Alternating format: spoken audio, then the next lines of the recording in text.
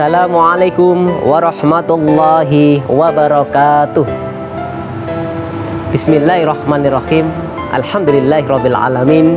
Wassalatu wassalamu ala asrofil anbiya'i wal mursalin sayyidina wa maulana Muhammadin wa ala alihi wa ashabihi ajma'in. Amma ba'd. Qala Allah ta'ala fil Qur'anil Karim, a'udzu billahi minasyaitonir rajim. Ya ayyuhalladzina amanu kutiba alaikumus siyamu kama kutiba alal ladzina min qablikum la'allakum tattaqun. Shadaqallahul azim. Ma'asyiral muslimin rahimakumullah.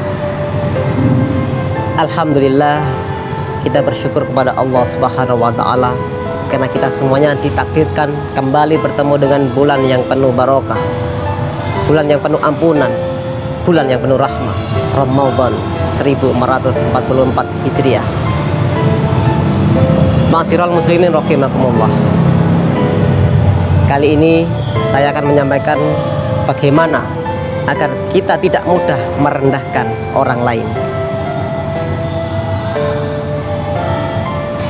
Ramadan, bulan yang memberi kita semuanya semangat untuk beribadah wajib, ibadah sunnah, maupun ibadah sosial lainnya, sehingga kita semuanya berbondong-bondong untuk berlomba-lomba untuk meraih ridha Allah Subhanahu wa taala.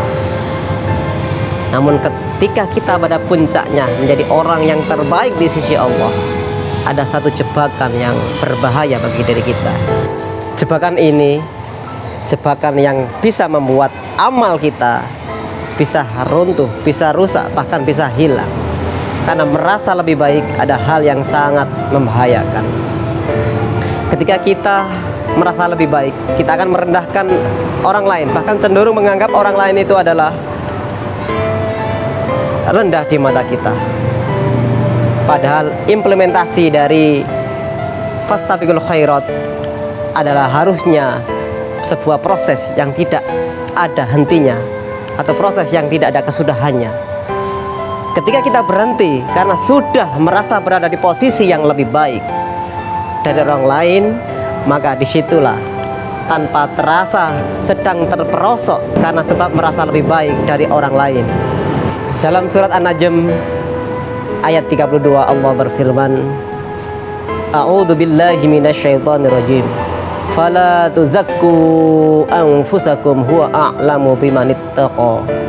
Yang artinya, jangan kamu merasa paling suci, karena dialah yang lebih mengetahui orang yang paling bertakwa. Ma'asyiral muslimin rahimakumullah. Dari ayat tersebut, para ahli tafsir mengungkap ayat tersebut adalah kritik terhadap mereka yang gemar memuji dan berbangga-bangga terhadap amal yang dilakukan dalam kehidupan sehari-hari. Padahal kualitas ketakwaan hanyalah Allah yang paling tahu. Bisa jadi suatu amal ibadah atau kebaikan di satu sisi terlihat menggunung, tapi di sisi lain ternyata keropos dan bahkan rapuh, mudah runtuh dalam sekejap. Atau sebaliknya, amal yang sekilas tampak remeh-temeh yang dijalankan bisa menjadi sangat berharga di mata Allah karena dijalankan dengan penuh ketulusan dan penuh ridhonya. Ma'asyiral muslimin rahimakumullah. Saat kita melihat anak kecil atau lebih muda daripada kita, maka mari kita berpikir bahwa ia itu lebih baik dari kita, karena kesempatan untuk berbuat maksiat itu lebih sedikit daripada kita. Waktu mereka untuk bermaksiat tentu lebih sedikit dibanding kita yang lebih tua dari mereka. Saat kita melihat orang yang lebih tua, maka kita berpikir bahwa ia juga lebih baik daripada kita, sebab ibadah mereka tentu mulai lebih dulu daripada kita yang lahir belakangan. Selanjutnya, ketika kita bertemu dengan orang yang pandai atau berilmu, kita juga diajak untuk berpikir bahwa itu semua adalah anugerah yang belum kita gapai, prestasi yang belum kita raih, dan mereka tahu banyak hal daripada kita tentang apa yang tidak banyak kita ketahui. Kita bukan cuma tidak selevel, tapi juga sulit mengungguli kebaikannya. Ketika berjumpa dengan orang bodoh, kita juga diajak untuk berpikir bahwa ia tetap lebih baik dari kita. Andai pun mereka ini berbuat maksiat, tentu maksiat mereka lebih ringan daripada kita, sebab mereka durhaka kepada kebodohannya, sementara kita berbuat dosa justru atas dasar ilmu yang kita ketahui.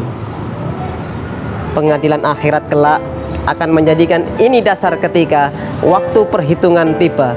Tugas pokok manusia dalam mengabdi secara totalitas kepada Allah Subhanahu wa Ta'ala. Soal kualitas ibadah manusia memang harus diikhtiarkan semaksimal mungkin, tetapi bukan untuk dibangga-banggakan, apalagi sampai menganggap rendah orang lain. Terlebih dalam sebuah hadis dijelaskan, sesungguhnya faktor paling menentukan selamat di akhirat adalah rahmat Allah Subhanahu wa Ta'ala. Rasulullah bersabda, amal tidak akan menyelamatkan kalian. Kemudian seseorang bertanya, apakah amal juga tidak menyelamatkan engkau, wahai Rasulullah? Jawab Nabi, tidak pula amal yang menyelamatkanku. Hanya saja Allah melimpahkan dengan rahmat darinya. Akan tetapi luruslah, cari kebenaran dan amalkan. Hadis riwayat Bukhari. Ma'asyiral muslimin rahimakumullah, semoga kita semua terhindar dari penyakit-penyakit hati.